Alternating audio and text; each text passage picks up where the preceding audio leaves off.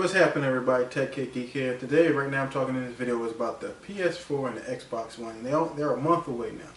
Well, the PS4 is a month away. The Xbox One still got a week after that. So they're pretty much a month away. But the thing is, I want to talk about today is they're pretty much the similar systems as far as spec-wise, just a little bit. PlayStation 4 has a little bit higher RAM count. I think it's a DDR5 RAM. So when it comes to like performance and games, I think they're going to pretty much be on the same par as far as graphic-wise and gameplay-wise. The only differential I think is going to be this time around is the fact that which one has the exclusive games that you want for that system. Now, PlayStation, they are going to have the games that you want. They always come out with good first-party titles. They always have been and they always will. Xbox, not so much. Now, Xbox 360 had, you know, the Gears of War, the Halos, but after that, it really didn't have much. I mean, Forza, but it didn't really have no other titles besides those. Like Crackdown really wasn't no big title, but this time around, they come like Xbox is supporting this Connect 2.0 or whatever it is, and they're forcing it upon people. Not really, a lot of people are not really feeling that because why not give us a choice? And when it comes to systems, you want a choice. Like when the first 360 came out, it came out with two models, one with a hard drive, one without. I mean, it was a logical choice. It was a reasonable price, $300 to $400. So that was a good price. Now you're coming out with $500 out the gate. You're pretty much saying you're making the same mistake that the PlayStation did with the PS3. Oh, we can charge $600. People still gonna buy it. Now there's people out there who actually still bought it, but you starting to feel like, oh, we cocky now. We got, you know what I mean, our heads on our shoulders. We can do whatever we want. So when you start having that type of mentality, I'm not saying they do, but the way you coming off, how you didn't support the DRM at one point, you didn't want to have support used games. And you didn't want well, you still don't want backwards compatibility and things like that, and it just got worse over time. So it was just like, all right, then all of a sudden they retracted some of the things. Oh, DRM reversal, you can play it online without online, things like that. But the backlash of the thing is just like you came off like you was just a bull like that. Calm down. Remember, we made y'all money by buying your consoles and your games, so please give us some respect at the end of the day. Now the problem I had with the Xbox is $500. I don't want the Kinect. I had the Kinect on the old Xbox. It wasn't that hype. I really didn't care about it. Now, I'm going to give a shout out to my man Ready Forever because he always leave me comments. And he said he's not even going to get the new Xbox because he's just not as interested in this one as he is with his current Xbox. He said it does everything he wants it to do. So, that's what I'm saying. Like, when you get the new Xbox or PS4, you can't play PS3 games or Xbox 360 games, which is kind of stupid in my opinion. Why not give us the opportunity? Because if you got some games that ain't out yet, why can't I play my new Grand Theft Auto 5 on my PS4 to hold me over until something comes out that I want?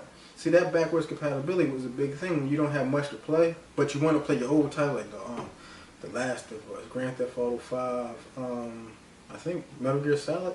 No, I think Metal Gear Solid next year. But you know, you still got good titles coming out for current gen, but you can't play them if you upgrade. And a lot of people want to trade their systems in to get the new system. So the thing is, what's going to happen when it comes to when you, well, my man at the GameStop was telling me that what they're going to do is, since you can't play backwards compatible games, you can download them onto your new system. But if you paid $50 or $60 for the game, why you want to pay $60 again? Now, if they had a deal, if you trade in the GameStop and they give you a coupon to get it at a discounted price, or you know, it's like a refund kind of, but you can download on your system, something like that. I mean, that'll work, but they're not going to do that.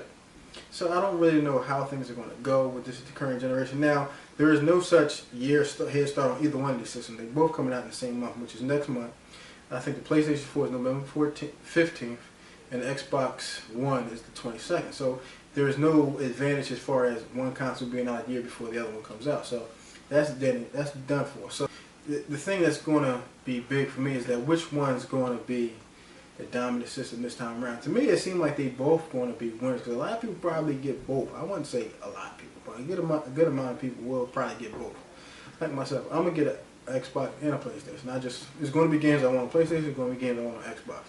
But the thing is the online services, they pretty much the same now. The specs is pretty much the same, but I think the PlayStation is a little bit faster as far as certain things, but pretty much the same 500 gig hard drive. They both got cameras if you want to get cameras and things like that. So there's no really big difference except what games are going to be on which system that you're going to want. So that's pretty much the end of that discussion right there. Now, controllers wise, it is what it is. Like, if you want motion gaming, it is what it is about that. But I'm not really a big motion gaming guy. I thought it was a waste of time that Xbox and PlayStation tried to do that thing, like, but it's not what the hardcore gamers want. They want the controllers, give me good, solid multiplayer, campaign, violence, and all that stuff. They don't want all that dancing in front of screens and swinging swords with a little controller thing. Hardcore gamers just want to play some hardcore games. That's it. So I was at the game store, and they was talking about how I think Blockbuster not Blockbuster. Look what I'm talking about, Blockbuster. Best Buy that opened more reserves for the Xbox One. Now GameStop hasn't done that, but they said it's 1.5 million GameStop reserves at worldwide. They say for the PS4. I don't know how many it is for the Xbox One, but Best Buy just opened back up to take more reserves. So is it going to be one of those big things again, like Sony versus Microsoft and all this other stuff that's just going to happen to make people think like, oh, this is going to be the best thing ever, all that, this and that? Because it's going to be Xbox people, it's going to be PlayStation people. That's just giving some people like one system more than the other. Some people can get both because they just like the option of playing games on one system that they can't get on another system, which is me, which the majority of a good amount of people are. But you know, some people are just like I said, PlayStation fans, Xbox fans. But like I said, this is only a month away now. If you got your reserve, leave your comments down below. Let me know how you feel about this whole situation about PlayStation and Xbox. New systems coming out. Are you current gen out? Are you done with the old system? Are you ready for a new one? Let me know in the comment section below. Hit that like button down below. Also, I want to thank you guys for watching, and I'll see you in my next one.